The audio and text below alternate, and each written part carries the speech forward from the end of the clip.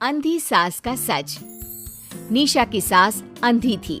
वो ठीक से देख नहीं सकती थी, लेकिन शादी के बाद, माँ जी खाना खा लीजिए, और हाँ मैं आपको दवाई दे रही हूँ, वो भी खा लीजिए।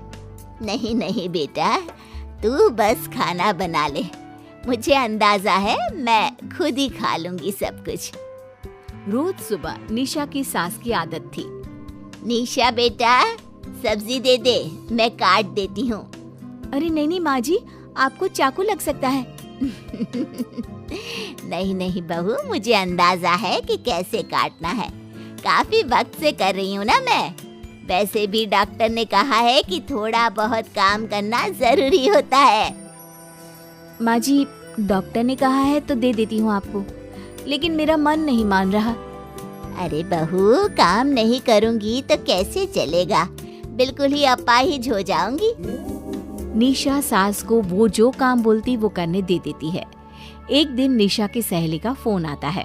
सास सुन रही होती है कि वो किसी से बात कर रही है। क्या हो गया रमा, हमेशा परेशान से ही क्यों रहती हो? आ जाओ ना कभी मेरे घर पर। अरे नहीं रे, तुझे परेशान नहीं करना चाहती हूँ। मैं जानती हूँ तेरी सास अंधी है। अरे कैसे मैनेज करती होगी तू अकेले? मेरे घर में मेरी सास कोई काम नहीं करती। मैंने तो इनको साफ कह दिया है कि काम करेंगी तो ठीक है, नहीं तो इन्हें वृद्धाश्रम छोड़ आऊंगी। निशा की सास सहेली की बात सुनकर डर जाती है। वो बिना निशा का जवाब सुने वहां से चली जाती है। सास के जाने के बाद निशा कहती है, अरे नहीं नहीं, मेरी सास तो पूरा काम करती है। वो सब्जी काट देती है तो मैं छोंक देती हूँ, वो आटा गूंथ देती है तो मैं रोटी बना देती हूँ। अरे माँ जी तो झाड़ू भी इतना अच्छा लगाती है कि किसी को लगे ही नहीं कि किसी अंधे इंसान ने झाड़ू लगाया होगा। तू तो किस्मत वाली है। अरे मेरी सास के तो सारे अंग ठीक होने के बाद भी मगरमच्छ की तरह पसरी रहती है, सारा दिन सारी रात। अरे पता नहीं बुढ़िया को इतनी नींद आती भी कैसे है।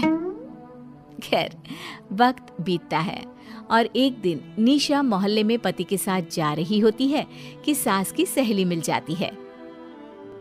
अरे आंटी कैसी हैं आप? कहाँ जा रही हैं?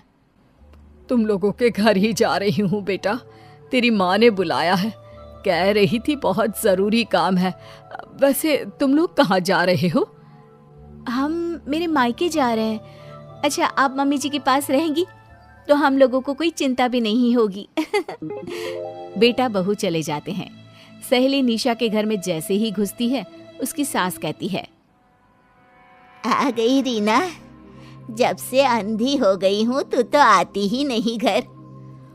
अरे क्या बताऊं सीमा, तेरा तो मुझे कुछ समझ में ही नहीं आया। अरे जैसे ही बेटी की शादी हुई उधर तू अंधी हो गई, कैसे? मतलब समझ में नहीं आया। सास जोर जोर से हंसती है। अरे पागल हो गई है क्या? किसी अच्छे डॉक्टर को दिखाना, ठीक हो जाएगी। मन नहीं करता क्या दुनिया देखने का? कल को पोता पोती होंगे, उन्हें कौन खिलाएगा? तेरी भी तो बहू आई है, तेरे भी तो बेटे को बच्चा हुआ, कितना खिला लिया तूने। अरे हमारी तो किस्मत ही फूटी थी। लड़की की पहले दिन से ही डिमांड थी कि सास ससुर के साथ नहीं रहना, चाहे जो हो जाए। अब बोल क्या करती मैं? फिर क्या कर लिया तूने?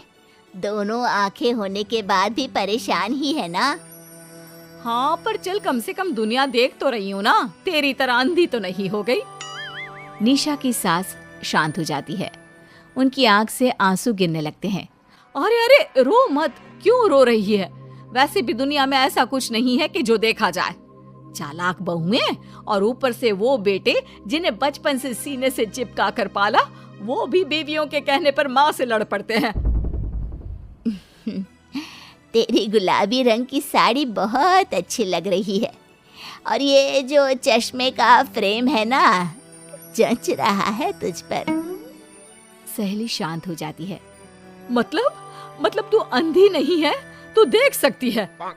हाँ, तू मेरी सबसे खास सहेली है, इसलिए बता रही हूँ। मैं ठीक हूँ, बिल्कुल ठीक। अरे तो फिर अंधी होने का नाटक क्यों कर रही है? दुनिया देख ली है मैंने, देखा है मैंने कैसे सास को देखकर बहुएं रंग बदलती है। मैं अपने बेटे के बिना नहीं रह सकती। पति का साया तो पहले ही उठ गया। बेटे को बहू ले गई तो क्या करूँगी? सारा काम कर देती हूँ, वो इसी में खुश है। सहेली निशा की सास को गले लगा लेती है। लेकिन झूठ बोलकर कब तक?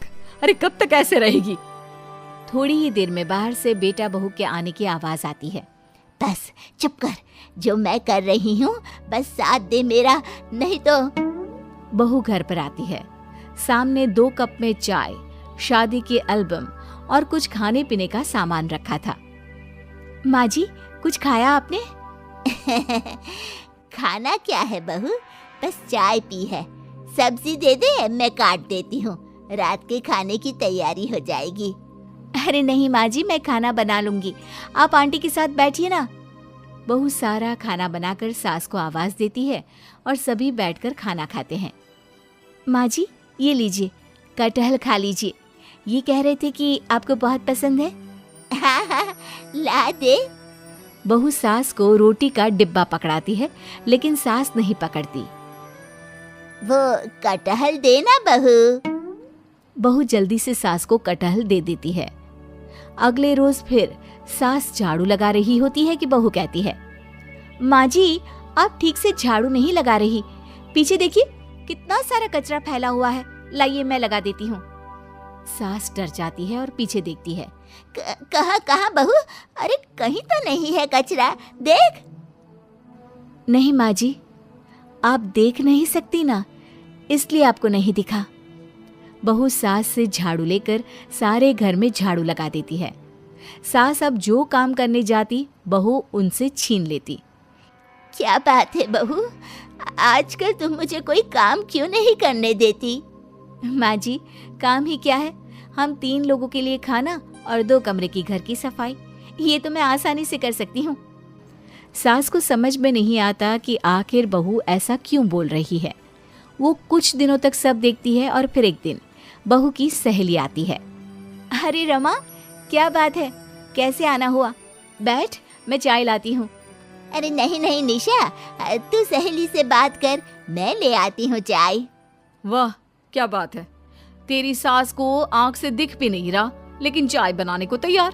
और एक मेरी वाली है, हाथ पैर हिलाने के भी पैसे लेती है। वैसे यार आज मैं रिलैक्स हूँ, छोड़ आई मैं उन्हें वृद्धाश्रम। सास डर जाती है और अंदर से चाय बनाकर ले आती है, लेकिन डर के मारे सास के हाथ से चाय की ट्रे गिर जाती है। बहू की सहेली बोल पड़ती है, अरे कुछ काम होता नहीं है तो करती क्यों है बुढ़िया, एहसान दिखाने के लिए? अरे मैं तो कहती हूँ तू भी इस अंधी को वहीं छोड़ा। नहीं नहीं निशा बहू, मुझे माफ कर दे, गलती से ट्रे गिर गई, मैं सारा काम करूँगी, बस मुझे मेरे बेटे से अलग ना कर, मैं नहीं रह पाऊंगी उसे देखे बिना। बस माँ, यही सुनना था। आप देख सकती हैं, फिर भी डर के मारे जो नाटक आपने अंधी होने का खेला, मैं उसे खत्म करना चाहती थी। माँ जी, आप घर की बड़ी हैं, मेरे पति की माँ है, मेरे लिए आपकी जगह भगवान से कम नहीं। आप अंधी नहीं भी होंगी तो भी मैं कभी भी आपको खुद से दूर नहीं करूंगी माँ जी, मेरा विश्वास रखिए। फिर निशा सहेली को देखती है। अच्छा होगा रमा कि तू मेरे घर से चली जाए, क्योंकि मेरे घर में ऐसे लोगों के लिए कोई जगह नहीं है जो बड़ों की इज्जत नहीं करते। सास चैन की सांस लेती है। जीती रहे बहू, जीती रहे।